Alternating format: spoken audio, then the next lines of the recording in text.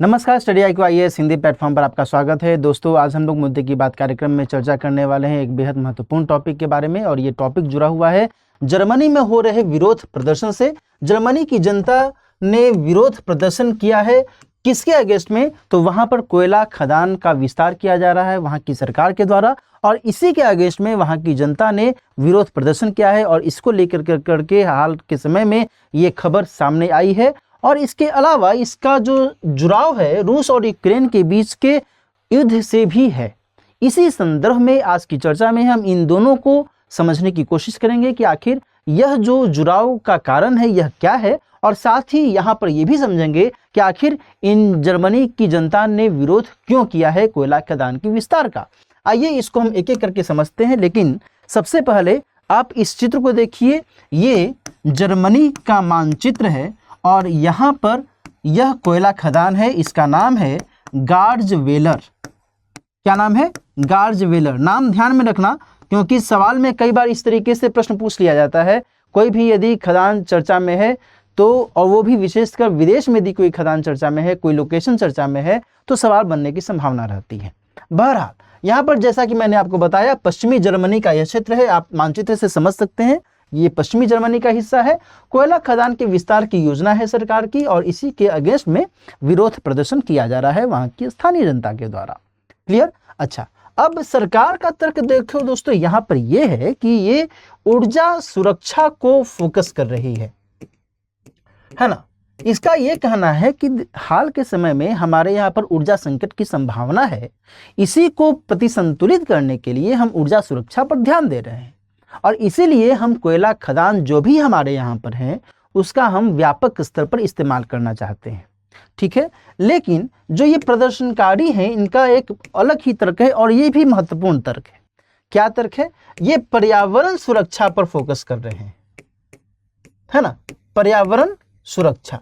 और इसके कंटेक्स्ट में इनका ये कहना है कि जर्मनी खुद जो है एक व्यापक स्तर पर जो उत्सर्जन गैसें हैं उनका इस्तेमाल करने वाला देश है। इनका कहना है कि जर्मनी खुद जो है एक व्यापक स्तर पर हरित गृह गैसों का उत्सर्जन करने वाला देश है, और साथ ही इसने कमिटमेंट किया है, प्रतिबद्धता जताई है कि 2030 तक हम अपने यहाँ से कार्बन उत्सर्जन को नियंत्रित कर लेंगे, बिल्कुल समाप्त करने की कोशिश करेंगे। और ऐसे में यदि सरकार के द्वारा ऐसा कदम उठाया जाता है, कोयले की खदान का विस्तार किया जाता है, कोयले का उत्पादन किया जाता है, उस कोयले का इस्तेमाल तापीय ऊर्जा के लिए किया जाता है, और उस तापीय ऊर्जा से जो प्रदूषण की मात्रा में बढ़ोतरी होगी, वह जो परिणाम है वह हमारे यहाँ की जो जलवायु की स्थिति है या फिर पर्यावरण की जो स्थिति है इसको और खतरे में डाल सकती है। तो इस कारण से इनका जो तर्क है ये अपनी जगह पर सही है। ठीक है, अच्छा, अब लेकिन सवाल ये उठता है दोस्तों कि जो यह विरोध प्रदर्शन किया जा रहा है, इस विरोध प्रदर्शन के पीछे का जो कारण है वो क्या है, इसको हमको तलाशने की कोशिश करनी होगी। लेकिन इससे पहले ये ध्यान रखिएगा कि इस विरोध प्रदर्शन में कुछ महत्वपूर्ण हस्तियां भी सामने आ रही हैं, और इनमें से एक महत्वपूर्ण हस्ती है ग्रेटा थनबर्ग। आपने निश्चित तौर पर इनका नाम सुना होगा। स्वीडन की ये पर्यावरण समर्थक मानी जाती हैं, और इन्होंने भी इन विरोध प्रदर्शनकारियों का समर्थन किया है। ठीक है, इन्होंने विरोध प्रदर्शनकारियों में पिंकी और ब्रेन, दो ऐसे विरोध प्रदर्शनकारी हैं जो कि कोयला खदान के अंदर जाकर करके विरोध कर रहे हैं, इनका भी समर्थन किया है ना। और इन दोनों विरोध प्रदर्शनकारियों ने अपना निक नेम क्या रखा है? पिंकी ब्रेन। इस कारण से इस प्रोटेस्ट को पिंकी ब्रेन प्रोटेस्ट भी कहा जा रहा है। बात समझ में आ रही है ना? तो ये कुछ स्थितियां यहां पर निकल करके सामने आ रही हैं। अब सवाल फिर ये उठता है कि आखिर इस विरोध का जर्मनी की जनता के द्वारा जो यह विरोध किया जा रहा है, इसका यहाँ रूस यूक्रेन के बीच जो युद्ध है उससे कैसे कनेक्शन है ना। देखो, ध्यान रखना कि रूस जो है एक महत्वपूर्ण प्राकृतिक गैस का उत्पादन करने वाला देश है। यह केवल जर्मनी को ही नहीं बल्कि यूरोप के अन्य देशों के भी बड़ी मात्रा में प्राकृतिक गैस का निर्यात करता रहा है, और इसका बहुत ही आसान सा उदाहरण है नॉर्ड स्ट्रीम पाइपलाइन, है ना। नॉर्ड स्ट्रीम पाइपलाइन में 2 स्तरों पर यह पाइपलाइन इस्तेमाल की जाती है, पाइपलाइन 1 और पाइपलाइन 2। पाइपलाइन 1 का तो इस्तेमाल पहले से ही शुरू हो चुका था, पाइपलाइन 2 का भी इस्तेमाल शुरू होने वाला था, लेकिन जर्मनी ने बीते साल शुरुआत में, फरवरी की शुरुआत में जब इस युद्ध की घोषणा हो गई रूस और यूक्रेन के बीच, उसके बाद जर्मनी ने रूस से प्राकृतिक गैस लेने में सक्रियता दिखानी बंद कर दी। और उसके बाद जो नॉर्ड स्ट्रीम 2 पाइपलाइन है, यहाँ से आप देख भी सकते हैं जो पिंक कलर की लाइन गुजर रही है, यही है नॉर्ड स्ट्रीम 2, जो कि बाल्टिक सागर से होते हुए यहाँ जर्मनी में आ रही है। तो अब यहाँ से जो प्राकृतिक गैस की संभावना थी यह तो समाप्त ही हो गई। हालांकि बाद के समय में रूस ने बहुत ही अल्प मात्रा में प्राकृतिक गैस का निर्यात शुरू किया है, ठीक है। और ध्यान रखिएगा कि इससे केवल जर्मनी ही नहीं बल्कि यूरोप के कई सारे देशों पर ऊर्जा संकट मंडराने लगा। इनमें कुछ महत्वपूर्ण देश हैं जैसे कि फ्रांस, ब्रिटेन,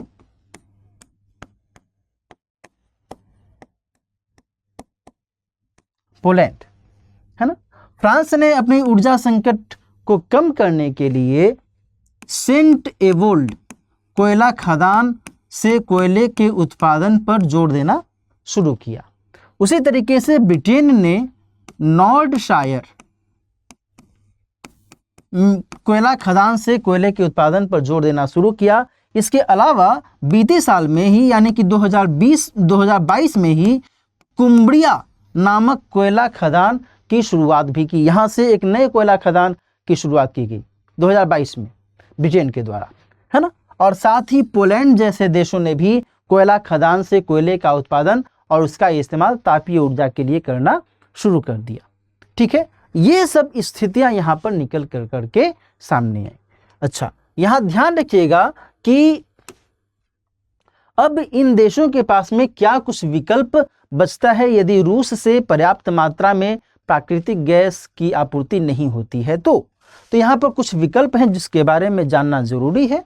एक विकल्प तो यह है कि ये सभी देश नवीकरणीय स्रोतों पर फोकस करें, जैसे कि पवन ऊर्जा, जैसे कि सौर ऊर्जा, जैसे कि ग्रीन हाइड्रोजन का इस्तेमाल, है ना, ग्रीन हाइड्रोजन का इस्तेमाल। इसके अलावा ये देश मध्य पूर्व और उत्तरी अफ्रीका से भी संपर्क की कोशिश में है। क्योंकि इन देशों से ऊर्जा की पर्याप्त मात्रा मिल सकती है ना। प्राकृतिक गैस के तौर पर, नेचुरल गैस के तौर पर यहाँ से अल्जीरिया, लीबिया, संयुक्त अरब अमीरात, कतर जैसे जो देश हैं, इनसे इन देशों को ऊर्जा की अपेक्षित आपूर्ति हो सकती है। इसीलिए इन देशों के साथ इनका संपर्क भी होना शुरू हुआ और साथ ही इन देशों ने अपने यहाँ के उपभोग में भी कमी लानी शुरू कर दी। जाहिर सी बात है, जितनी मात्रा हमारे पास में है उसका हम इस तरीके से इस्तेमाल करें ताकि हम लंबे समय तक उसका उपयोग कर सकें। और इस लिहाज से कंजम्पशन को थोड़ा सा रिड्यूस किया गया है, कम किया गया है। साथ ही पूरे साल उपभोग में भारी कमी का भी अनुमान लगाया गया है। साथ ही नए आपूर्तिकर्ता की भी तलाश अब ये देश करने लगे हैं।